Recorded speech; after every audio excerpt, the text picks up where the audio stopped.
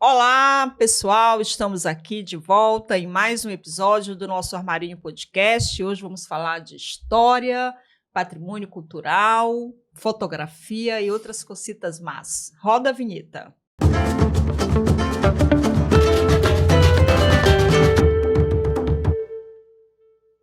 Rita Soares já deu as dicas, né? Quais são os temas hoje do Armarinho, mas eu preciso dizer que para que a gente possa levar esse tricô para muito mais longe, a gente precisa que você assine o canal, curta e, se possível, também compartilhe. Isso é super importante para a gente, tá? O Armarinho é uma produção independente dessas duas cacheadas e o Gabriel que está ali. 100% independente. 100% independente e a gente precisa muito, além da tua audiência, dessa curtida aí. E agora sim, vamos apresentar aqui o nosso convidado. A Rita já disse que a gente vai falar sobre história, vai falar de Belém, vai falar de fotografia e aí... Sem mais delongas, ele é historiador, professor, foi gestor cultural e ainda é, de alguma forma, gestor cultural. Michel Pinho, pai da Júlia e o marido da Tainara, que isso é importante a gente colocar no currículo Lattes dele, viu? Eu acho que a parte mais importante do currículo é essa, o pai da Júlia e o marido da Tainara. E esse vozeirão aí de locutor de rádio FM? Esse vozeirão, ele acompanha a vida toda, mas lá em 1998, eu apresentei um programa de rádio em Marabá. Nós tínhamos um cursinho pré-vestibular que eu trabalhava, e aí o cursinho fazia uma parceria com uma rádio, e eu apresentava, e depois esse programa de rádio virou um programa de televisão. Então, a minha relação com comunicação não nasce no Instagram, né? Não, mas espera lá. Então, tu foste locutor, esse programa de rádio, sim. E depois tu estavas na TV de Marabá, era isso? Sim. E qual era o tema? Era aula? Era educação de uma forma geral e, né, a gente está falando de 1998 em Marabá, tá? Então, a gente fazia um debate sobre educação e depois colocava algum professor para falar ali durante 15, 20 minutos. Que bacana. Entendeu? Como é a tua relação com Marabá? Durante um tempo eu imaginei... Eu amo Pois é, Marabá. durante um tempo eu achei que tu eras filho de Marabá, mas tu não és filho de Marabá. Eu nasci em Belém, nasci na Maternidade do Povo e fui morar nos Covões de São Brás até os meus 2 anos. Depois os meus pais compraram um terreno em Marituba, aí eu morei em Marituba até os meus 23, formei e tinha 2 caminhos, que eu acho que isso é muito bacana de falar e que eu nunca falei. O primeiro caminho era aceitar o mestrado na Unicamp, que o professor Leonardo Afonso Pereira disse, olha, vai para a Unicamp, vem para a Unicamp, que a gente dá um jeito numa bolsa. Já uma universidade super conceituada. Ou eu vou para Marabá trabalhar no cursinho e ter a minha vida independente. Aí eu fui para Marabá. E fui fazer mestrado quase 20 anos depois. E esse vozeirão aí também tu aproveitas hoje num podcast? Eu tenho um podcast de áudio chamado História de Belém, que tem uma história muito incrível para mim. Ele começa numa pandemia gravando num microfone, num celular, dentro de uma meia, que é para evitar o bump da... né? Aí rolou 3, 4 episódios, aí o podcast deu uma subida incrível, assim. Rapidamente ele começou a ter 15 mil assinantes, e aí Portugal, França, Espanha, os meus alunos e todo mundo. E aí depois eu comprei um microfone, né? É multidirecional que eu uso até hoje. Para ficar mais profissa. Então, mas profissa entre aspas, porque eu gravo, eu edito, eu faço tudo, entendeu? Bem-vindo ao clube, Michel. Disso a gente entende. Uhum. E o Gabriel mais ainda, né? Que sem o Gabriel a gente não faz nada. Agora, nas redes sociais, tu tem uma atuação bem intensa e tem muitos seguidores. Então, eu estava vindo para cá e eu estava imaginando as perguntas que iam chegar, né?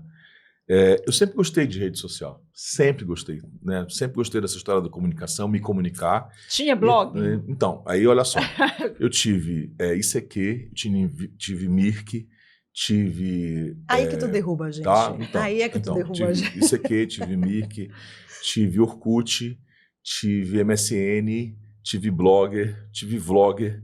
Então, todas as vibes da comunicação digital, eu passei por todas elas, desde as mais antigas, que eram os BBS, até o Instagram de hoje. Então, o que foi acontecendo foi só atualizando essas formas que a gente consegue ver hoje. Aí perguntas, por causa da atuação de hoje. Não é de hoje, tem um Twitter aí que eu e Adelaide compramos muita briga na fase áurea do Twitter, entendeu? E que tem, eu acho que quase 30 mil pessoas.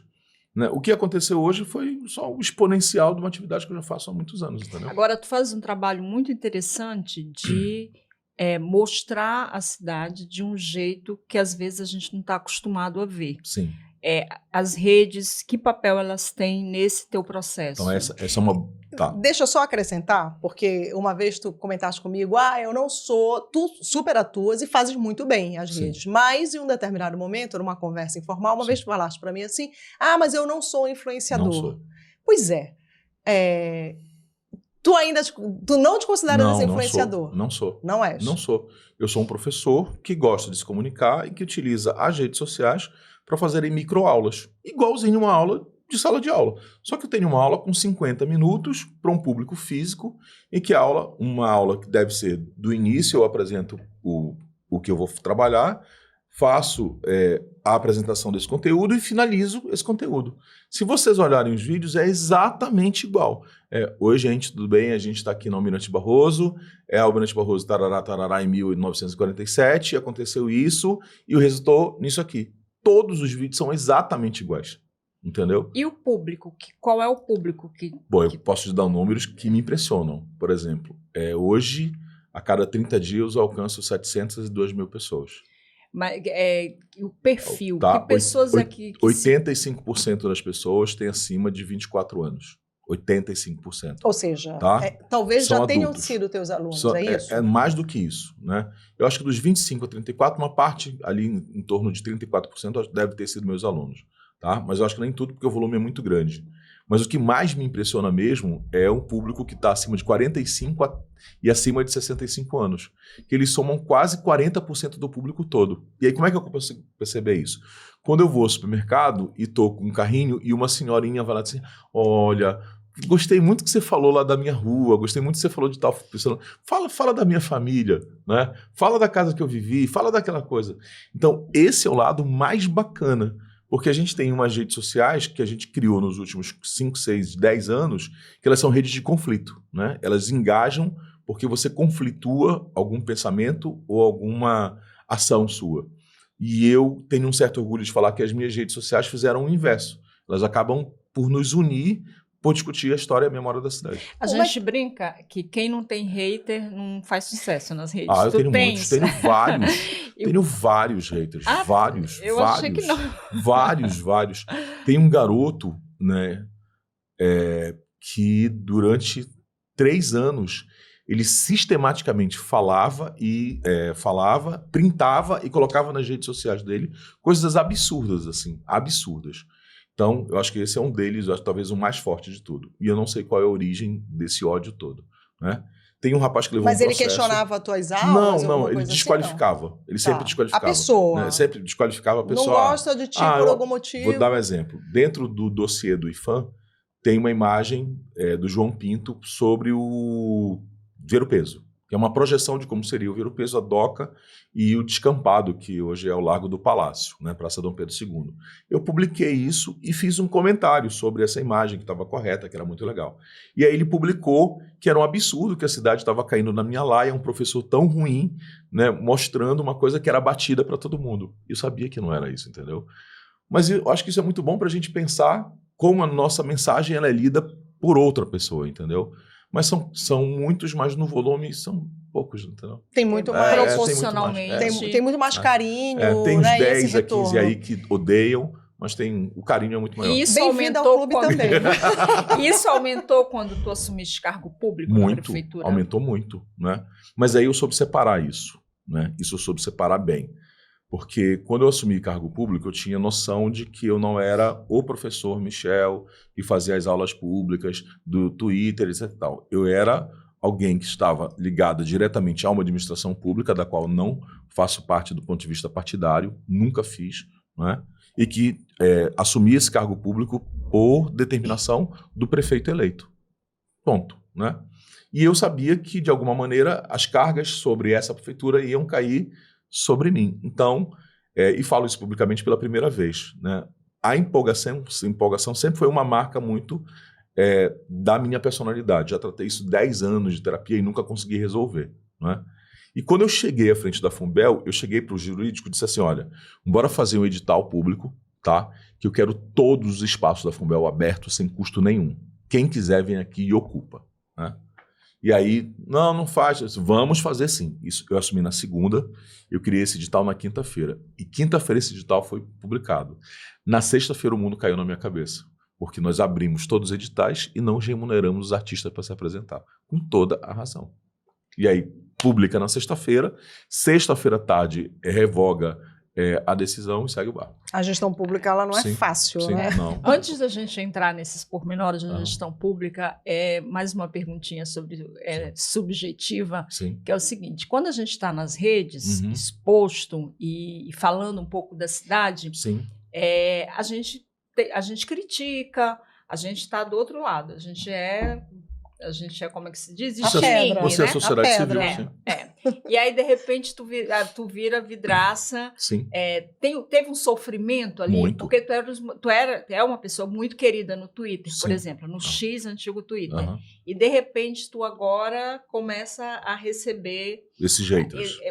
Essas críticas, né? não só os haters, mas Sim. pessoas que criticam e, às Algumas vezes, que são algumas super pertinentes, né? Então, essa é a questão de maior aprendizado que eu tive desde que eu fui convidado e depois saí da presidência da Fumbel, né? Perceber, e isso é muito bacana, perceber o direito da crítica, entendeu? Porque tu erras, tu não é mais professor, né? A relação não é tão simples assim, e você é demandado para resolver um mundo de coisas para fazer, né? Artista, patrimônio, cidade, prédio, né? Insatisfação, e você tá ali para resolver essas questões todas. Quando eu vi isso tudo, eu dei uma brecada, e se vocês olharem minha timeline do Twitter, é exatamente ali que eu paro de me manifestar. Isso também eu imaginei que eu podia dizer aqui. A minha forma de comunicar era muito opinativa, né? Então eu opinava muito nas redes sociais, e depois de janeiro de 2021, eu passei a ser mais propositivo, né? Passei mais a apresentar dados sobre a cidade, sobre a cultura. E informativo. Exatamente, informar, muito né? mais.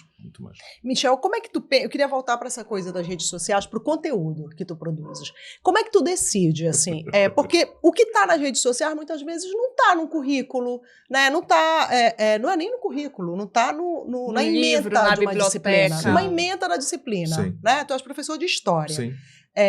Mas aí tu percebes, e aí teve um conteúdo recente teu, que é um casarão incrível que tem em frente ao bosque, Sim. né?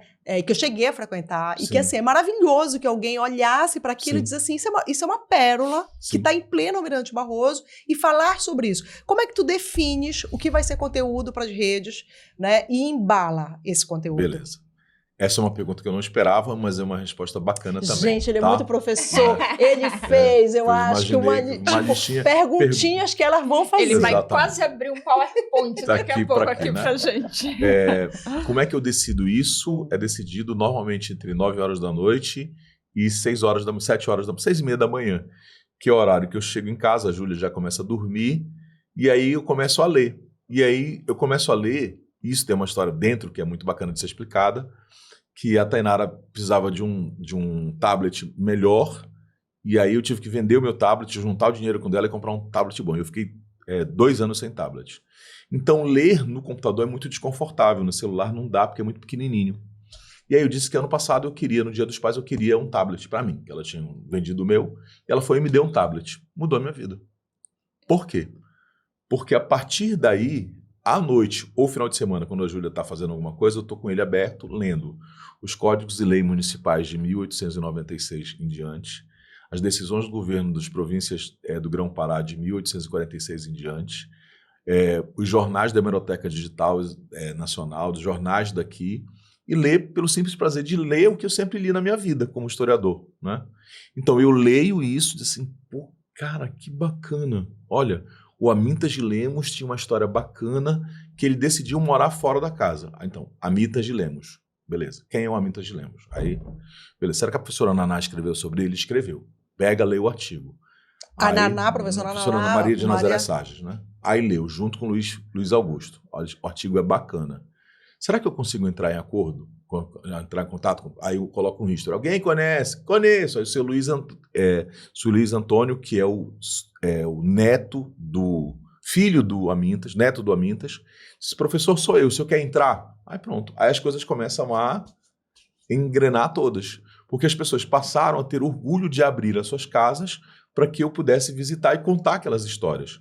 o Amintas de Lemos, o Chalé Cardoso, o prédio do Edifício Piedade, a sinagoga. Aquele apartamento que tu entraste é maravilhoso. Incrível, é uma casa entendeu? suspensa, Então, literalmente. Por isso que eu falei que as redes sociais passaram a ser propositivas. Então, entrou o tablet, entrou esse arquivo digital que eu leio, entrou os artigos e entrou um pouquinho da loucura de alguém que gosta muito da cidade de imaginar contar essas coisas que não são ditas. O que tu mais gosta da história, assim? De Belém? Não tem. Não consigo escolher. Mas quando tu estavas pensando, né? Vai fazer já Enem? Não, né? Vestibular na nossa época, né? Vestibular, né? Vou fazer história. Sim. Tu eras esse aluno nota 10 em história, né? Tu gostavas de história do Brasil, Essa é uma história batida, mas ela é uma história verdadeira. Antes de entrar no meu primeiro ano, no meu segundo ano do ensino, nem era ensino médio, era segundo grau, né, eu já estava muito contaminado, porque minha mãe sempre contou muita história de visagem do Marajó, que meu tio foi perseguido por uma cutia, que descobriu um tesouro no meio do Pracuúba Grande, e aquilo sempre era muito maravilhoso. O meu pai sempre contou, meu pai tem 89 anos, sempre contou as histórias mais mirabolantes de Belém, né? E meu avô tinha uma coleção de 30 anos de jornal catalogados no quintal da casa dele. Então seria muito estranho que eu não fizesse outra coisa senão uma história, entendeu? Então quando eu vou para a sala de aula no segundo ano, eu disse assim, olha, eu quero fazer história. E eu nunca, desde o dia 2 de agosto de 1991, pensei em fazer outra coisa. E é de Belém? Nesse recorte então, de Belém. Aí tem um detalhe. Aí eu entro para a Federal, né? Tem uma série de coisas com a cidade, né? Não tinha grana, então eu assistia curtas terças no Líbero Luchardo. Não tinha grana. Essa história é linda para mim. Tinha uma senhora que era aposentada do Conservatório Carlos Gomes e ela fez da sala dela uma biblioteca particular com locação de livro. Você chegava lá e pegava Flores do Mal do Baudelaire e dava, tipo, hoje, R$2. Aí você podia ficar 4 dias com o livro. Aí tu devorava o livro, devolvia e pegava Shakespeare, entendeu? Então, a falta de grana me motivou a achar possibilidades e caminhos para ter acesso à cultura. Quando eu entrei para a Federal, eu vi uma coisa que era enlouquecedora, que era a biblioteca da Federal. Maravilhosa. Pronto, né? Então eu chegava, ficava até emocionado, eu chegava às 8 horas da manhã, né? Tomava café em casa, então chegava às 8 horas da manhã, ficava de 8 até umas 11 horas lendo, né? Aí saía, ia para o RU, voltava e ficava de 1h30, 2 até 6 horas, aí eu assistia a aula. A professora Naná percebeu o meu interesse, o professor Hernani Chaves percebeu o meu interesse e me cataram, disse assim, tu ficas aqui, então a gente vai te dar uma bolsa e tu vai estudar profissionalmente. E durante 4 anos da minha vida eu só fiz ler. E tinha uma preocupação com o futuro, porque, lamentavelmente, as licenciaturas, e a de história não é diferente, não são tão valorizadas, né? Tua família ficava preocupada? Meus pais, assim, tiveram uma sacada que eu vou agradecer eternamente pro resto da vida. Eles nunca fizeram essa pergunta. Para eles era tão importante o primeiro filho de uma família que veio do Marajó, pobre pra caramba, entrar na faculdade. Se eu fizesse qualquer curso, já estava valendo, entendeu? Então eu fiz um curso que para eles eu era o primeiro filho das 2 famílias a entrar na UFPA, entendeu? Então, qualquer curso que eu fizesse tinha o mesmo valor. E aí, quando eu cheguei em 94 para 95, eu recebi um convite para ir no Bengui. E aí eu vou chorar. Oba! Não, a gente gosta. A gente gosta que a gente chora junto. Tá? Porque um convite para ir no Bengui. A gente sempre chora junto. Para ir no Bengui. De quem era o convite? Do Padre Bruno. Do Padre Bruno. Entendeu? O Padre Bruno tinha montado uma turma de trabalhadores à noite, de trabalhadores domésticos, pedreiros, que eles queriam que fizesse vestibular. E aí eu fui dar aula lá. Então eu saía de Marituba, de um ônibus, né? Pegava 2 ônibus, ia lá, dar aula de 7h30 até 9 horas, voltava de ônibus para Marituba, a minha primeira experiência na sala de aula. E aí é apaixonante dar aula, né? Fala a verdade. Mas eu acho que mais do que apaixonante da aula é ter essa primeira experiência que o que tu estás aprendendo, estudando, vai contagiar uma outra pessoa que nunca teve acesso a ele, entendeu? Um adulto que até então... que nunca ouviu isso, entendeu? E o Padre Bruno é genial, assim. Genial. E aí, tá como ouvindo? tu foste... Tá falando tá ouvindo, né? Tá ouvindo muito. E aí, como tu foste parar em Marabá? Então, aí essa história é bacana também. Porque em 97, né, então 4 anos estudando, assim, mega preparado para fazer mestrado, pós-graduação, mas só que eu passei 4 anos sendo sustentado pelos meus pais, né? Eu já era um homem de 23 anos e isso me incomodava um pouco. E aí eu guardo esse e-mail impresso até hoje. Mesmo com a bolsa lá... Sim, mas era uma bolsa de... aquele como se fosse centavozinho lá de que dava para bolsa. pagar um ônibus, a Xerox, mas eu era sustentado pelos meus pais, né? Então, em 97, eu recebi um e-mail do professor Leonardo Afonso Pereira dizendo assim, olha, venha fazer mestrado na Unicamp, não tinha PPG-IST ainda, tá? A gente arranja uma bolsa para você e você fica aqui estudando com a gente, tá? E aí, isso me balançou demais. E o meu melhor amigo, que é o Marco Antônio Mano, né? Disse assim, tu não queres ir para Marabá, aventurar, e a gente cria um cursinho para lá? Se eu quero ir para Marabá. Essa história da empolgação, né? Quero ir para Marabá. A gente montou um cursinho, deu 6 pessoas, ele faliu, não é? E aí eu fui dar aula nas escolas de lá. E passei 6 anos lá. E lá que teve uma coisa interessante. Em 1999, dando aula sobre a formação de Belém, eu percebi que só 2 alunos conheciam o Forte do Presépio.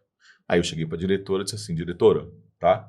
Vamos fazer o seguinte, bora pegar esses alunos, embora levá-los para Belém, que eu queria dar uma aula para eles lá, vendo isso. Disse, vamos.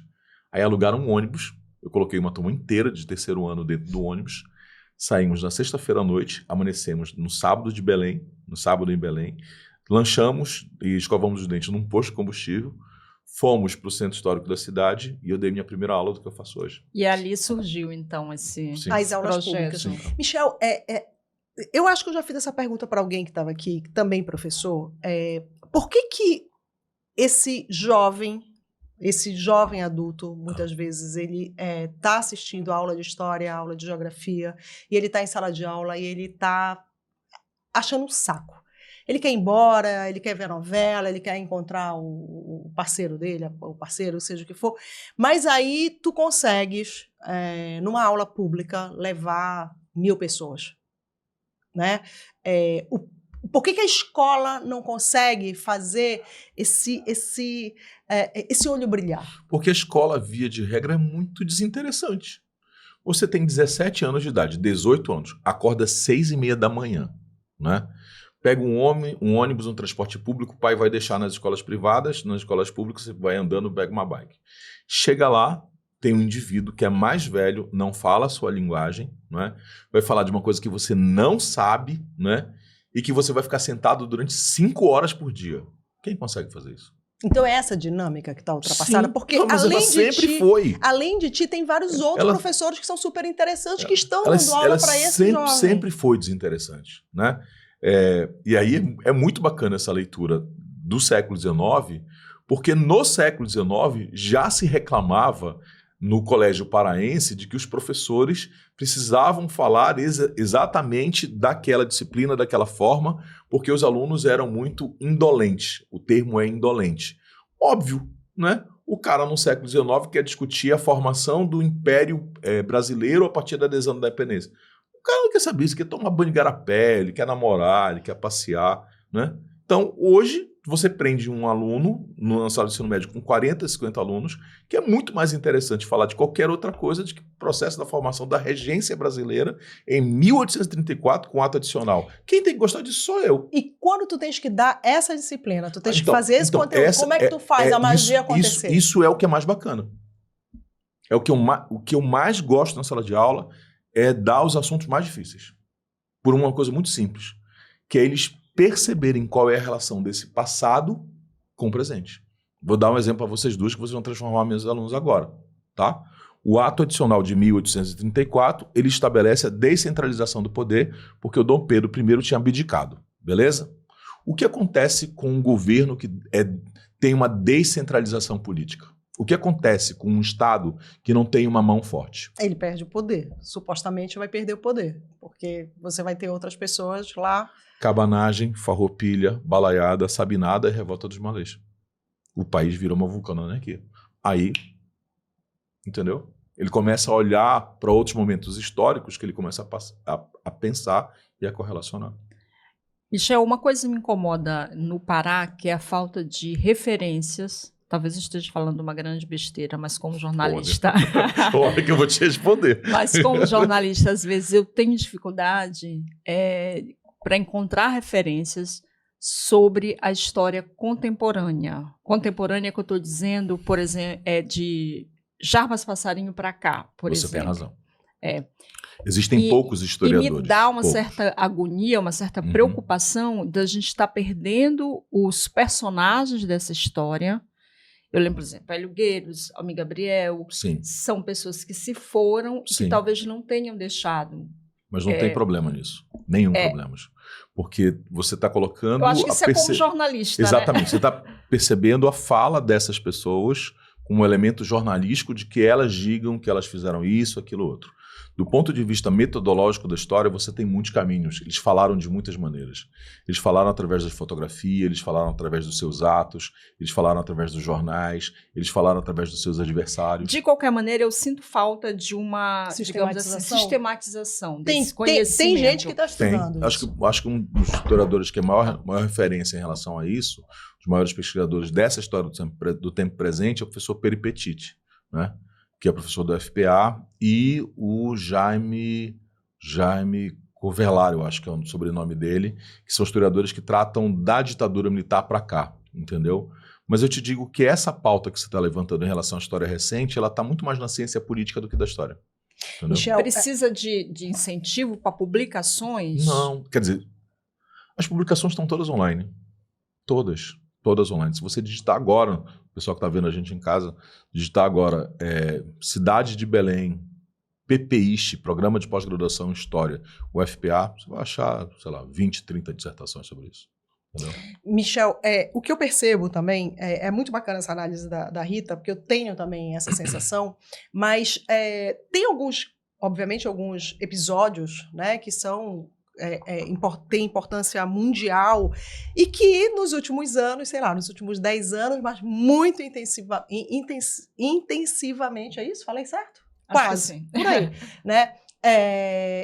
Agora, com essa coisa da extrema-direita, em que a história, as pessoas pegam um pedaço da história, né? Eu vou contar só esse pedacinho, eu vou falar deste livro até a página 10, eu vou falar, né? Eu vou enviesar, eu vou falar do nazismo por aqui, eu vou falar do Holocausto por ali, eu vou falar sobre grandes momentos da história do jeito que me interessa. Né? Como é que vocês chegam agora e resolvem essa equação? Porque, né? Porque ficou tudo muito mais difícil para todo mundo. Essa era a perguntinha que também fiz na minha listinha que alguém ia perguntar. Por um motivo muito simples. Né? Lá no início do século XX, 1920, você tinha uma percepção de história chamada história total, que é o que está na nossa cabeça de hoje, para quem não é acadêmico de história, para o público comum, como muitos historiadores colocaram.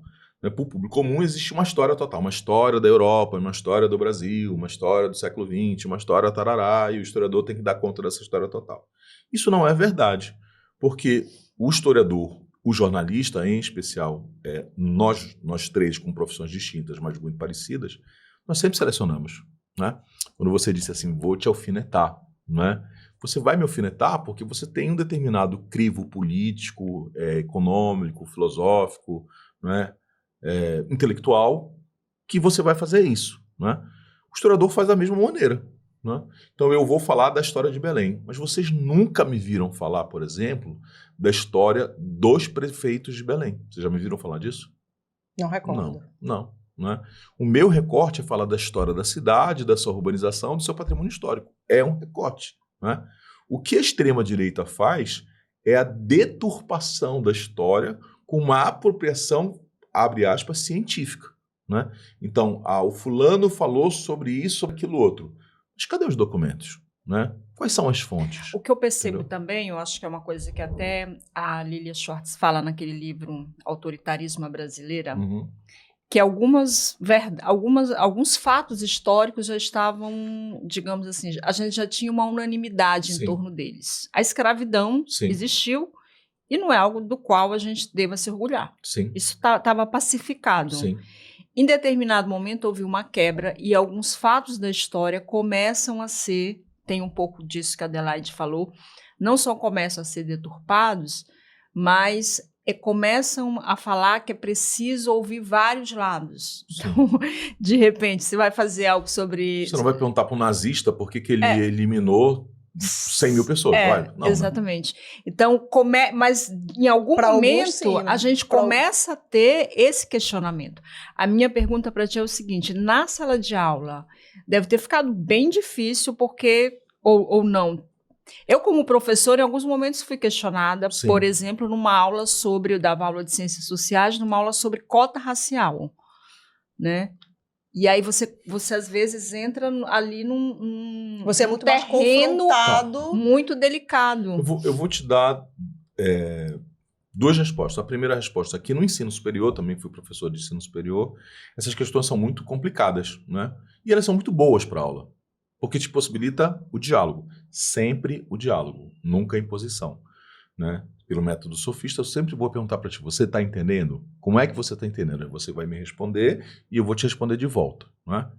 No ensino básico, né, os meninos não estão muito preocupados com essa discussão, porque a maior preocupação deles chama Exame Nacional do Ensino Médio, né? Então, não vai ter no Exame Nacional do Ensino Médio uma questão para você problematizar, né? Vai ter uma questão para você responder, né? E aí são várias as questões e muito bonitas. Lá em 1988, no dia 13 de maio, nós temos a Princesa Isabel assinando a Lei Áurea, vírgula, mas 20 de novembro passa a ser uma data importante para os movimentos negros. Por quê? Aí, entendeu? Quer dizer, a discussão dentro da sala de aula, no ensino básico do último ano ou no pré-vestibular, ela é muito mais utilitarista. A informação que eu vou te dar, ela serve para você marcar. Ainda assim, a gente tem, depois de toda a prova do Enem, sim, um debate fortíssimo nas redes, sim, e inclusive pais de alunos, sim, se manifestando contra questões da prova. Exatamente. Por que isso? Porque a educação tem uma capacidade que talvez nenhuma área do saber tenha, né? Que é gerar desconforto. A educação, na minha percepção, uma boa educação ela deve gerar desconforto. Como eu também acho que uma boa entrevista deve gerar desconforto, porque ela te obriga a pensar, raciocinar, falar de uma forma diferente, né? Questões muito específicas, né, da educação em história geram muitos problemas. Por exemplo, nazismo, né, a extrema-direita, ditadura militar, governo Vargas, liberalismo econômico, né? Uma parte da sociedade passou a rever isso de uma forma quase que execrável. A gente está num processo de revisionismo histórico? Sim, é possível dizer isso? Não tenha dúvida nenhuma. E tu achas isso positivo? Eu acho muito complicado, porque esse revisionismo ele atende a interesses políticos, né, partidários e não educacionais. Entendeu? Quando a gente fala desse debate pós-prova do Enem, que falaste, não, causa esse desconforto, é natural. Isso faz parte do processo? Sempre fez. Mas assim... tu consideras como algo que ok, não é algo com o qual a gente deva se preocupar? Depende de como isso é administrado, não é? Então, se eu tenho um item no Exame Nacional do Ensino Médio que vai falar sobre escravidão, eu tenho um pai de aluno que defende a escravidão, tem alguma coisa errada nesse processo, entendeu? Agora, se eu tenho um item que é muito diferente, tá? Onde eu vou falar sobre o processo de adesão à independência do Pará, e o Pará é citado como um elemento importante que vai aderir a um território enorme no norte do Brasil. E aí um pai vira e diz, bom, o Pará deveria ter continuado a fazer parte do Império Português. Isso é uma boa discussão. Acho que são pesos e medidas diferentes. Ou quando o pai diz, não devemos citar Simone de Beauvoir na prova. Isso é confusão, isso é absurdo. Pois é, eu ia falar, eu queria, assim, o meu filho já faz muito tempo que ele fez ensino médio, ele fez uma escola particular, mas eu lembro de algumas reuniões de pais pais questionavam determinadas coisas do currículo, né? Por exemplo, o ensino religioso. Pelo fato dele estudar numa escola católica, alguns pais achavam que ele só tinha que aprender sobre a Igreja Católica, né? Coisas dessa natureza. Como é que isso chega para vocês, assim? Esse adolescente, muitas vezes, eles confrontam vocês, ou ele chega muitas vezes frustrado, porque em casa ele tem uma situação isso é mais comum, extremamente delicada, e aí quando ele está sentado lá e que tu trazes para ele a informação, como é que vocês lidam? Isso é mais comum. O que você está falando, em vez do... Pelo menos eu vou falar só da minha experiência, tá? é muito mais comum esse adolescente de 17, 18, 19, 20, até 22, 23 anos, quando ele chega na sala de aula e a gente vai discutir a religiosidade do Brasil colonial, é muito mais fácil ele se encantar do que ele reclamar, não é? Porque ele sabe que ele vai precisar de entender de alguma maneira, né, a formação afro-religiosa. Ele vai precisar entender de alguma maneira, né, que os malês, quando vieram para cá, trazem referências islâmicas. E esse é um assunto que, de certa forma, é negligenciado na escola brasileira, justamente para evitar o conflito que vocês estão colocando. Mas quando tu apresenta, olha, o que é candomblé, o que é umbanda, o que é tambor de mina, olha, eu posso mostrar as minhas fotos quando eu fui fotografar? Pode, aí mostra, eles se encantam. Eu recebi de um colega meu na semana passada, na quinta-feira, um depoimento lindo que eu queria partilhar com vocês. Estava na hora do intervalo, o colega é professor de biologia, foi meu aluno, e eu não sei o que a gente estava falando, e eu estava dizendo, eu vou dar uma aula sobre religiosidade afro-brasileira para os meninos do convênio, do pré-vestibular. Aí ele disse, Michel, preciso te falar uma coisa, eu fui teu aluno e hoje eu estudo Umbanda por causa dessa aula. Olha que lindo. Entendeu? Então, isso mostra a enorme capacidade que as pessoas têm de se enlaçarem com a educação, entendeu? Quantos alunos meus não já viajaram e disseram assim, poxa, professor, gostei de tanto ir naquele museu que você falou. Entendeu? Isso é tão pouquinho, mas que de alguma forma toca na vida dessas pessoas. A fotografia. Vamos falar, porque a fotografia também, se a gente for pensar, né, história e fotografia, elas estão sempre muito linkadas. Em que momento tu falaste assim, só a história não é mais o suficiente para mim, eu vou mergulhar nessa fotografia? Não tem nada a ver. Não tem nada a ver. Eu passei uma situação pessoal muito difícil de um fim de relacionamento em Marabá. Eu volto para Belém, de estar fazendo terapia há mais ou menos um ano. Disse, eu não quero mais fazer terapia. Quero fazer outra coisa. Aí eu abri o jornal e tinha 2 oficinas abertas. Uma do Curvo Velho de cerâmica e uma estranha que dizia assim, olha, na sexta-feira vai ter uma prova, né, aqui no Instituto de Ciência e Arte da UFPA, na Praça da República, para fazer um curso de fotografia. Disse, vai ter uma prova. Fui lá na Federal, peguei 2 livros de manual de fotografia e li tudo. Tirei xerox, coloquei debaixo do braço e fui para a bendita prova. E aí eu chego na prova, tinha uns 20 pessoas, todas conversando, e tinha um japonês, não é? Sentado numa cadeira, conversando com as pessoas. Ele disse, o senhor é professor? Sou eu, tá? Aí ele falou assim, olha, o senhor deixa seu material bem aqui que a gente vai começar a prova. Aí ele pegou, vendou os meus olhos, né, colocou o Daniel Cruz, que é pai da Luna, ex-esposo da Silvana, na frente e disse assim, vocês vão andar aqui por esse salão e ele vai emitir o som e você vai atrás dele só pelo som. Disse, o que é isso? O que é isso? Entendeu? A gente está rindo, mas a gente podia se emocionar e chorar também. Né? O que é isso? E para quem tem em casa não está entendendo, esse senhor só é o Miguel Scaoca, né? Só o Miguel Scaoca, um dos maiores fotógrafos desse país e um dos maiores, né? Para mim, o maior educador de fotografia do país. E aí, isso foi o dia 6 de agosto de 2003, né? E eu nunca saí de lá até hoje, que é a Fotoativa. Eu fui amo presidente que ele da sabe todas as datas. Amo. Então, porque elas foram as na mais... tua casa, com certeza, não tem essa de esquecer aniversário de casamento, de aniversário. 16 de novembro, 16 de novembro da Júlia, 24 de novembro da Júlia, 2 de dezembro da... Enfim. Tá vendo? É perfeito. Boa. Sim, e aí... Quero fazer vai. ainda sobre a fotografia. Sim. Né? E aí tiveste o contato... Sim, né, aí eu tive o com contato Miguel com Scaoca, olhos vendados. Então, aí uma história em cima da outra. Por quê? Porque aí eu fiz os olhos vendados, chamava fotomorfose. Fiz fotomorfose, entrei para a oficina, entrei para a Fotoativa, e o primeiro círio que a gente foi fotografar na Fotoativa em... E aí, rapidinho, tudo aquilo que tu tinha lido naqueles 2 manuais, nada. esquece, Eu levei uma bronca do Miguel enorme. Porque aqui não interessa. Não existe pessoa dentro da Fotoativa que mais o Miguel brigou do que eu, não é? E aí, eu estava com a Luciana Magno e disse assim, Luca, bora fotografar o círio de Pirrolli? Aí vamos. Pirrolli é uma técnica de fotografia artesanal que aqui em Belém se faz com um tubinho de filme, que é desse tamaninho. E aí o Luca disse, bora. O Luca tinha 16 anos. A gente encheu 30 pirrolhos num saco preto e saiu pro círio colocando as pirrolhos no chão, né, para fotografar o círio, né? E prestou. né? E as pessoas acharam que aquilo era fogo, que aquilo enfim, que ia pegar fogo. Aquilo. Que era uma bomba. Que era uma bomba, alguma coisa assim.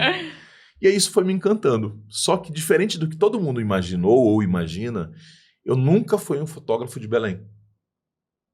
Eu nunca saí para fotografar os prédios, a cidade, porque eu vi na fotografia forma de conversar muito mais sobre o que eu sinto do ponto de vista íntimo, pessoal, do que qualquer outra coisa. E o que tu gosta de fotografar, então?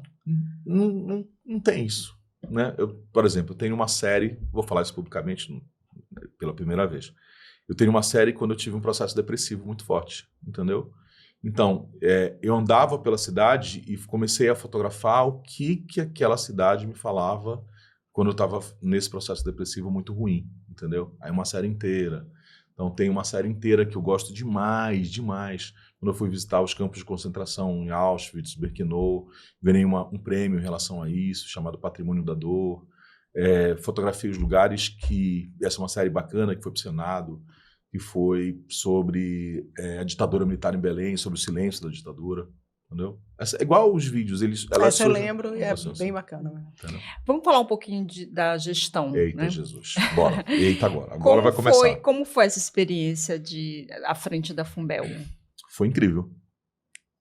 Foi incrível. Incrível, né? E por que tu saíste? Vou primeiro responder porque foi incrível e depois que falo por que sair. Incrível porque eu fiz bacharelado, licenciatura plena em História, fiz uma pós-graduação em Marketing Digital, que me deu noção sobre administração pública e sobre gestão de crise, depois fiz um mestrado, né, fui presidente da Fotoativa por dois mandatos, quase 8 anos, e nada disso foi suficiente para que eu entendesse como é que funcionava a máquina pública, que hoje, você me disse isso, Adelaide me disse isso, assim, olha, você vai olhar... né, as coisas e vai começar a pensar no reverso, por que elas são assim. E eu sou um cidadão hoje de Belém muito ciente, né, muito ciente do que essa cidade é capaz, do que ela não é capaz de fazer. Né? E aí eu saí porque eu adoeci. Né? Por que eu adoeci? Porque eu não via a possibilidade de executar aquilo que eu sonhava, igual como eu fazia na sala de aula, faço na sala de aula, faço nas minhas redes, no público. Porque, primeiro, eu estava no meio de um governo de extrema-direita que não mandava um centavo, com uma prefeitura que gastou... A gente está falando do governo federal, né? Do governo federal. Né? Numa prefeitura que gastou 300 milhões de reais para amainar a questão da Covid, entendeu? Tinha um buraco no rombo da prefeitura que é absolutamente compreensível, óbvio, você tem que salvar vidas, e acabou, né? Então, não tinha dinheiro para as outras áreas. Então, diante de todas essas amarras, eu fui adoecendo. Mas a gota d'água foi na Bienal, né? Então, nós fizemos a maior Bienal da história de Belém, sei lá, centenas de artistas em todos os bairros. Bienal das Artes. Bienal das Artes. Todos os artistas em todos os bairros. Shows incríveis, né? Incríveis. Tem foto com a aldeia cabana lotada. Mas que quando foi pagar, né, esse orçamento que estava... fechado, teve que ser redimensionado para as outras áreas.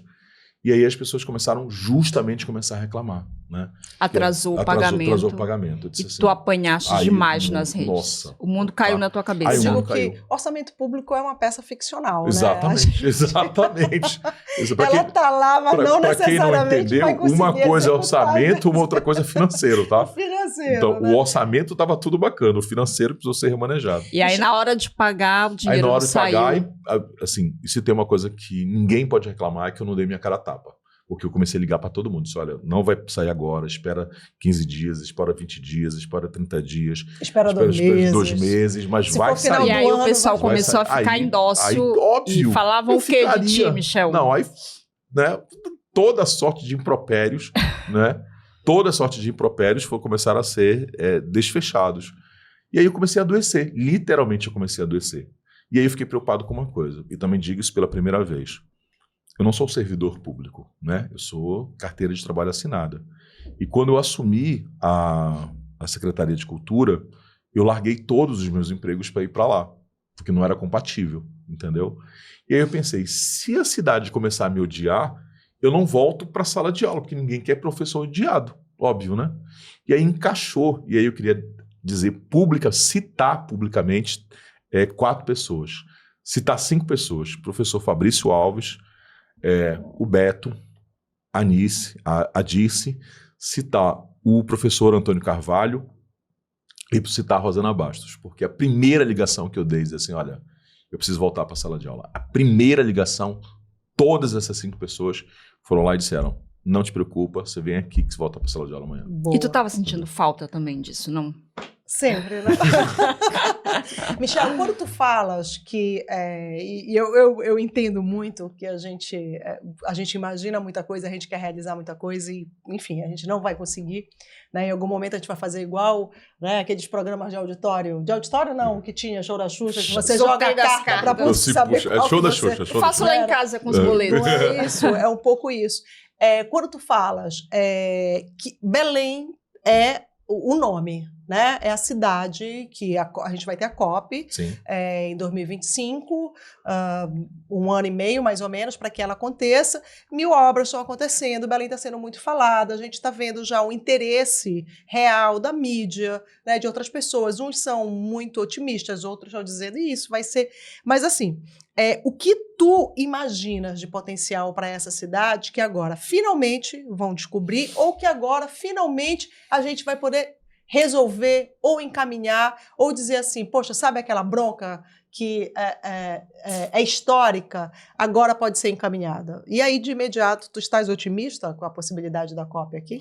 Eu estou muito otimista com a possibilidade da COP, mas tenho um pé no chão de dizer que, como todas as ações de grande porte em relação ao governo estadual, municipal e federal, os grandes eventos, eles são exatamente isso, um evento, né?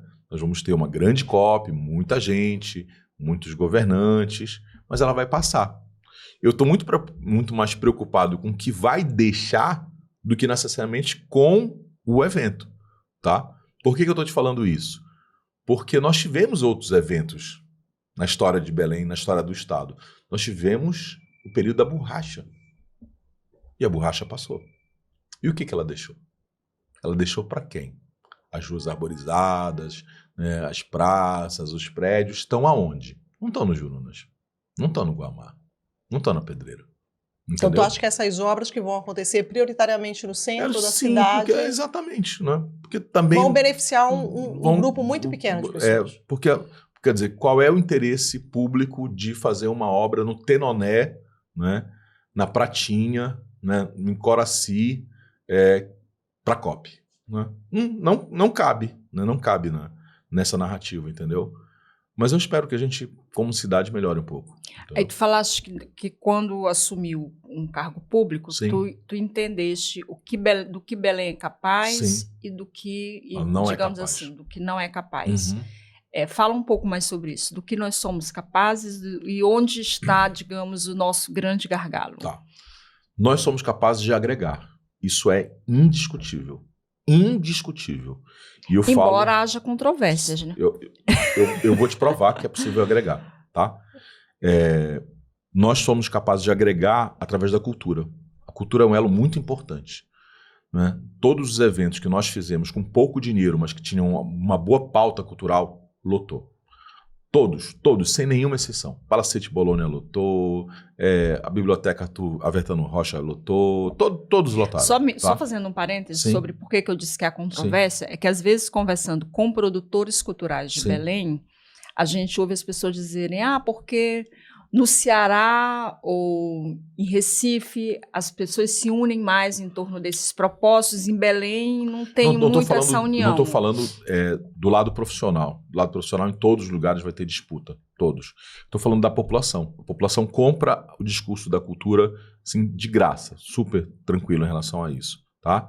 E o que eu estou te falando que não é possível em relação à COP, eu acho que isso é o mais complicador, é que o município, do ponto de vista financeiro, está muito pobre. Né? Nós perdemos nos últimos 2 décadas uma quantidade muito significativa de pessoas.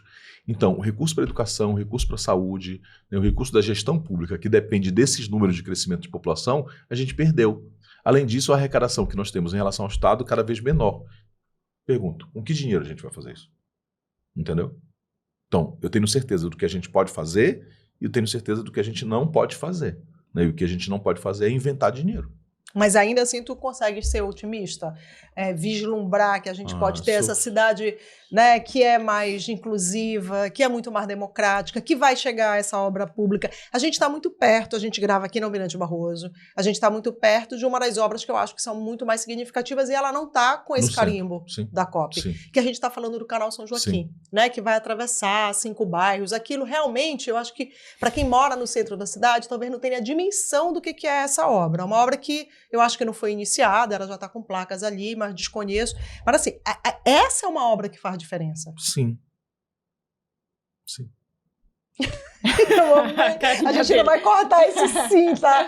Esse jeitinho dele. Pensando aqui. Ser casado com essa mulher poderosíssima. Beijo, Tainara. Linda, poderosa. Ser casado com essa mulher. O que vocês conversam? Quando vocês não estão dando aula, o que vocês conversam em casa? Porque a Tainara é uma mulher que pensa muito a cidade. Sim. Ela faz parte desse coletivo incrível que é o Laboratório da Cidade. Eu preciso fazer essa observação. E o que vocês falam, assim, quando vocês, sobre a cidade? Entendi. Essa cidade que vocês estão pensando juntos para a tua filha. Essa é uma pergunta que eu não esperava. Né? Que vocês estão pensando, inclusive, para a Júlia, né? E essa é uma pergunta que eu não esperava, mas ela é uma pergunta com uma certa recorrência, né? A minha esposa está terminando o doutorado, entrega a tese amanhã. Quando você vê isso aí, já ela deve estar com a tese já entregue. Ela é presidente do Conselho de Arquitetura do Estado, de Urbanismo e Arquitetura do Estado, é professora universitária, é militante da cidade, só que ela é, né, o meu côncavo e o meu convexo, né? Aquela musiquinha do Roberto Carlos, porque eu sou o cara do sonho, né? Eu vou pra rua no dia de chuva com uma sombrinhazinha falar da história da Belém. Ela quer resolver questões práticas, né? Como é que é a moradia dessa cidade? Como é que é o canal dessa cidade? Como é que mora nessa cidade? Como é que come nessa cidade? Como é que caminha nessa cidade, né? Como é o caminho dessas crianças nessa cidade, tá? Então, eu sou o fã número 1 da Tainara e a Tainara não me deixa falar isso, entendeu? Porque ela literalmente está ali para resolver essas questões, né? Para apontar caminhos. E o que nós conversamos na nossa vida privada é quem vai comprar o frango, não é? levar o Bidu para tomar banho, né? Pagar a natação da Júlia. Olha, falta pagar a luz, entendeu? A gente está tão absorto nessa vida cotidiana que a gente trabalha tanto, né, que em casa a gente só se abraça, se beija e resolve o problema da casa. Eu tenho percebido, eu moro em Belém desde 90.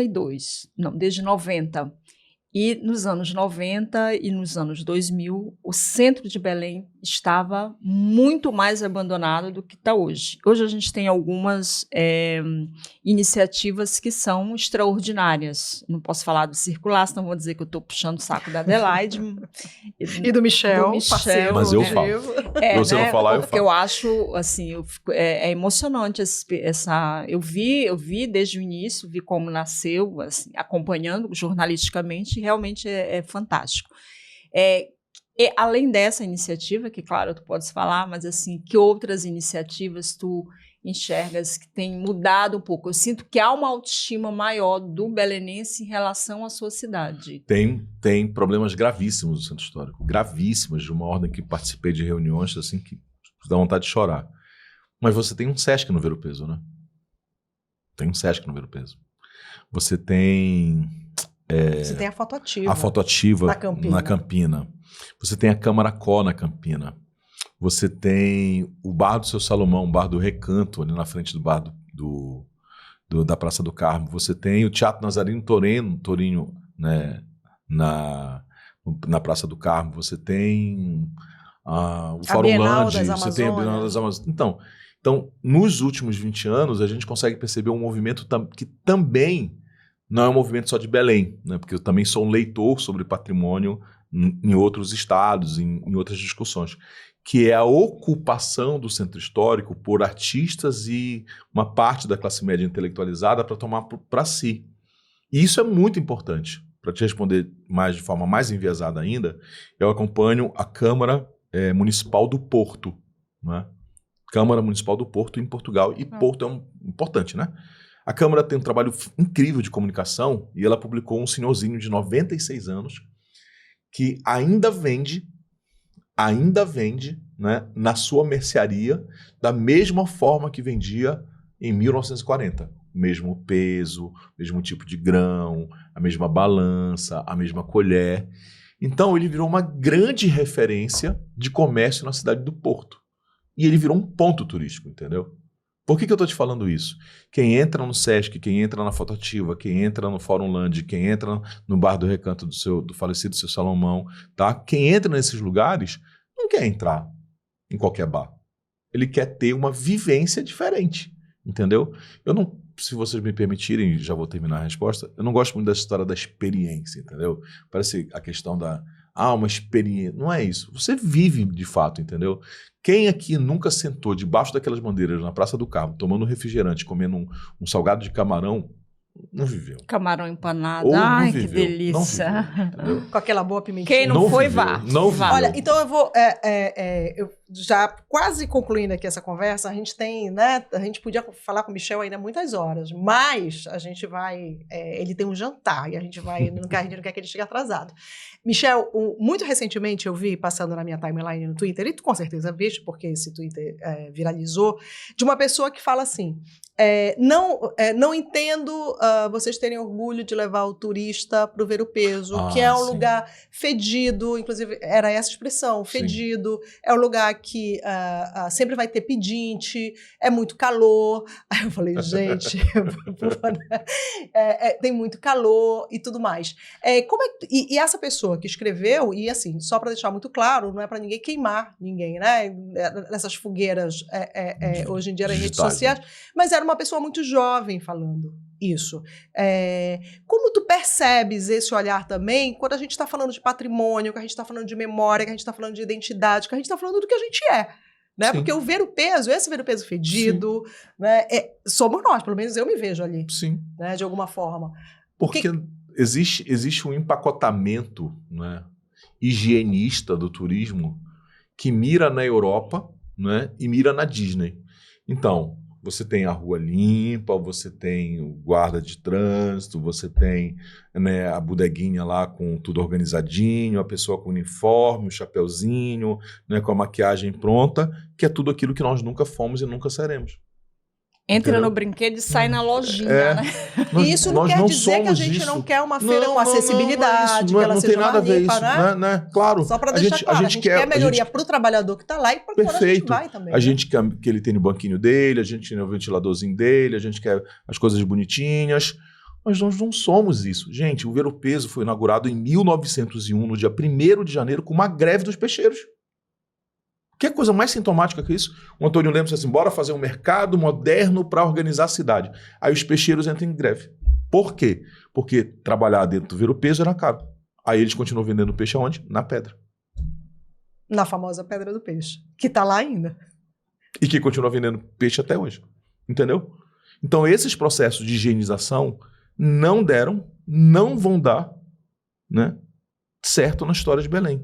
Porque nós temos um saber ancestral indígena e africano que não tem nada a ver com isso. Nada a ver. E tá tudo bem? E tá lindo. Porque é exatamente isso que faz centenas de milhares de pessoas irem para o Ver o Peso todos os anos. Inclusive nós. Eu recebi, na semana passada, o ex-ministro de Portugal e nós levamos ele para onde? Para o Ver o Peso. Eu vou receber, nesse final de semana, 4 diretores de empresas grandes que vêm para a COP e eles querem ir para onde? Para o Ver o Peso. Pergunto, eles querem ir para o ar-condicionado para uma loja? Depois, mas para o Ver o Peso eles querem ir primeiro. É isso aí. Vamos Ver o Peso. Vamos emendar daqui. Quase.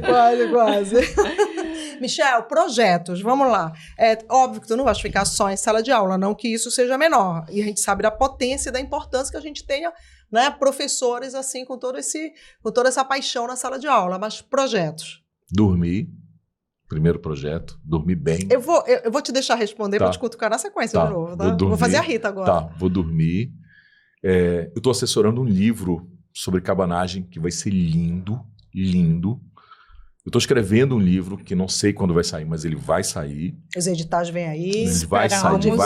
Ele vai sair. Não e qual é o tema desse livro que tu estás escrevendo? Pode dizer, não? Adivinha.